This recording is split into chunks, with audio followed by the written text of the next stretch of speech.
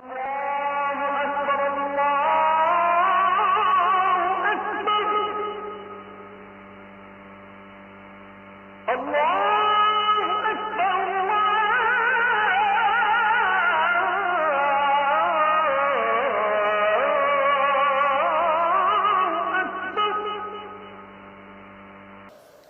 ঈমান এনেছি, ঈমানটাকে নিয়ে আমরা টিকে থাকবো। জোরে বলি ইনশাআল্লাহ। দুনিয়া বিক্রি করে নবীর সামনে শূন্য দেহ নিয়ে হাজির হয়েছেন। রাসূল তার গায়ের জুব্বাটা তার হাতে উপহার দিলেন। সুবহানাল্লাহ। আমার নবীজি বললেন, আব্দুল্লাহ তুমি কি খুশি হয়েছো নাকি? হ্যাঁ খুশি হয়েছি। রাসূল বললেন, আব্দুল্লাহ তুমি আমার কাছে কিছু চাও নাকি বলো? তিনি বলছেন, ইয়া রাসূলুল্লাহ আমি আপনার কাছে চাচ্ছি হলো আল্লাহ পাক যেন আমাকে শহীদের দরজা দিয়ে দেন, আমি যেন মৃত্যুর রাজপথ শহীদি মওত যেন আমি অর্জন করতে পারি। আমার নবীজি তৎক্ষণাৎ দুটো হাত আকাশমুখী উঁচু করে ধরলেন আর বলছেন, আয় আল্লাহ তাআলা আমার আব্দুল্লাহর জান মাল তুমি কাফের বেঈমানদের জন্য হারাম করে দাও। এই দোয়া যখন করলেন আব্দুল্লাহর বড় মনটা খারাপ হয়ে গেল। আব্দুল্লাহ বলছেন, ইয়া রাসূলুল্লাহ দোয়া চাইলাম কি, আপনি দোয়া করলেন কি? আমি তেমন দোয়া চাই নাই, কারণ কাফের বেঈমানরা যদি আমাকে না মারতে পারে আমি শহীদ হব কেমনে? আমার রাসূল বলছেন, আব্দুল্লাহ তোমার মধ্যে যদি শাহাদাতের তামান্না লালন হয়, ওয়া ইম্মা তাআলা ফিরাশিহি তোমার মওত যদি বিছানাও হয়ে থাকে আল্লাহ রাব্বুল আলামিন তোমাকে শহীদের দরজা দিয়ে দিবে। যাও আব্দুল্লাহ কোরআনটা নিয়ে যাও, আসহাবে সুফফার কাছে গিয়ে বসো, কোরআনটা তেলাওয়াত করো। আসহাবে সুফফার মধ্যে বসে আব্দুল্লাহ জোরে জোরে কোরআন পড়ছিলেন। জোরে আওয়াজ করার কারণে কিছু সাহাবীরা এসে বলছেন, ইয়া রাসূলুল্লাহ আব্দুল্লাহ নামে একজন সাহাবী এত জোরে কোরআন পড়ছে আমাদের ডিস্টার্ব হচ্ছে। রাসূল বলছেন, ও সাহাবীরা সবার ব্যাপারে রিপোর্ট করতে পারো, কিন্তু আব্দুল্লাহর বিরুদ্ধে রিপোর্ট করতে যেও না, কারণ আব্দুল্লাহ জোরে জোরে কোরআন পড়ছে, কারণ দুনিয়া বিক্রি করে তাকে ঈমান আনতে হয়েছে। জোরে কোন সুবহানাল্লাহ। সে আবেগে জোরে জোরে কোরআন পড়ছে। আমার নবীজি এই আব্দুল্লাহর দিকে এক্সট্রা করে নজর রাখতেন।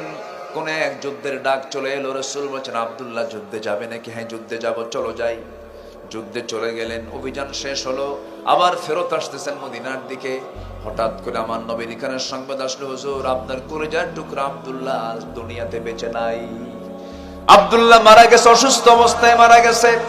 আমার নবীজি শোকাহত হয়ে পড়লেন। আব্দুল্লাহর লাশের পাশে গিয়ে দাঁড়িয়ে বলছেন, সাহাবীরা আমার এই কলিজার টুকরা আব্দুল্লাহর গোসলটা করায়া দাও, কাফনের কাপড়টা পরায়া দাও। আজকে আব্দুল্লাহর জানাজা কেউ পড়াবে না, আমি রাসূল নিজেই তার জানাজা পড়ায়া দেব। রাসূল জানাজায় দাঁড়ায়া গেলেন। জানাজা সম্পূর্ণ হয়ে গেল। নবীজি কাদা কাদা কণ্ঠে বলছেন, সাহাবীরা আমার আব্দুল্লাহর লাশটা কোথায় তোমরা রাখবে? কবর খনন কোথায় করেছো? কবর খননটা তোমরা কোথায় সম্পূর্ণ করেছো? হুজুর ওই দুই পাহাড়ের চিপায় আমাকে নিয়ে চলো। রাসূল চলে গেলেন। কবরের সামনে গিয়ে দাঁড়িয়ে দাঁড়িয়ে কাঁদতেছেন। রাসূল বলছেন, সাহাবীরা এই কবরে আজকে আব্দুল্লাহকে রাখার জন্য আমি কাউকে নামতে দেব না, আমি রাসূল নিজে কবরের মাটিতে নেমে যাব। রাসূল নিজে নামলেন। এরপরে বলছেন, আবু বকর ডানে নামো, ওমর বামে নামো। মোট কয়জন হলো? পৃথিবীর তিনজন সেরা মানুষ ওই ভাগ্যবান সাহাবীর কবরে নামলেন। আমার নবীজি দুটো হাত আগায় দিলেন আর বলছেন, সাহাবীরা আমার কলিজার টুকরা আব্দুল্লাহকে আমার হাতে তুলে দাও। তুলে দেওয়া হলো। আমার নবীজি লাশটা নিলেন। এবার বলছেন, আবু বকর মাথা ধরো, ওমর পাটা ধরো। আমার নবীজি এবার লাশটা ধরে নিয়ে আর তিনজন মিলে কবরে শোয়া দিলেন। শোয়া দিয়ে বুকের উপরে হাতটা রাখলেন। হাত রেখে আকাশের দিকে তাকায় বলছেন, আকাশের মালিক আল্লাহ, আজ পর্যন্ত আমি আব্দুল্লাহর দ্বারা চুল পরিমাণ ব্যথা পাই নাই। আমার আব্দুল্লাহ কখনো আমার সঙ্গে বেয়াদবি করে নাই। আমার আব্দুল্লাহ আমার অত্যন্ত প্রিয় সাহাবী। আমি আব্দুল্লাহর প্রতি এখন পর্যন্ত সন্তুষ্ট আছি। আমি আব্দুল্লাহকে মাফ করে দিয়েছি, তুমি আমার আব্দুল্লাহকে মাফ করে দাও। সঙ্গে সঙ্গে পাশে দাঁড়িয়ে থেকে এক সাহাবী সাদ বিন আবি ওয়াক্কাস রাদিয়াল্লাহু তাআলা তিনি 500 থেকে দাঁড়িয়ে চিৎকার মেরে মেরে বলছেন, আকাশের মালিক আল্লাহ, আজকে আমি যদি জীবিত সাদ বিন আবি ওয়াক্কাস না হয়ে যদি ওই কবরের বাসিন্দা হতাম, আমার জীবনটা বড় ধন্য হয়ে যেত। কারণ যে কবরবাসীকে দাফন করার জন্য পৃথিবীর সেরা সেরা 3 জন মানুষ যার কবরে নেমে যায়। যেরকম সুবহানাল্লাহ। এই সম্মান, এই মর্যাদা বৃদ্ধি পেয়েছে একমাত্র ঈমান এনে তার উপরে দৃঢ় থাকার কারণে।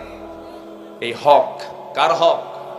আমার ঈমান আনবো, দৃঢ় থাকবে, এটা কার হক? এটা আল্লাহর অধিকার। কারণ আল্লাহ পাক আমাকে বানিয়েছেন, পাঠিয়েছেন ঈমান এনে টিকে থাকার জন্য। দুটো চলে গেল। নাম্বার 3 হচ্ছে আল্লাহকে ভয় করা। ভয় করবো একমাত্র কাকে?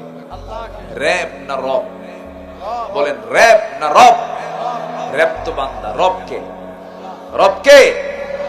আল্লাহকে আমরা ভয় করবো। এক জায়গায় না সব জায়গায়? বলেন এক জায়গায় না সব জায়গায়? আলোতেও ভয় করব, অন্ধকারেও ভয় করব। আল্লাহকে ভয় করা মানে হচ্ছে আল্লাহকে মনে করা যে আল্লাহ আমার সবচাইতে বড় রাজশাহী। আমি ওজনে কম দিতে যাব, ভাবতে হবে না আমার আল্লাহ আমাকে দেখছেন। এটাই কার ভয়? আল্লাহর ভয়। আমি একটা বাজে কথা বলবো, আমাকে দেখছেন কে? আল্লাহ। এটা হচ্ছে আল্লাহর ভয়। এই ভয়টা যার থাকবে সে আল্লাহর হকটা আদায় করলো। যেরকম সুবহানাল্লাহ। নাম্বার 4 হলো আল্লাহর বিচার ফয়সালা মেনে নাও। আল্লাহ যে বিচার ফয়সালা করেছেন, আল্লাহ যে আইন দিয়েছেন, এই আইনের উপরে কোনো কথা বলা যাবে না। ইনিল হুকমু ইল্লা লিল্লাহ, ইনিল হুকমু ইল্লা লিল্লাহ। নাম্বার 5 হলো সালাত কায়েম করা, নামাজ কায়েম করা। নামাজ এটা কার হক? যাকাত কার হক? হ্যাঁ, যাকাত আল্লাহর হক। যাকাত আল্লাহরে খাওয়ান। এলাকার লোক যাকাত আল্লাহরে খাওয়ায়।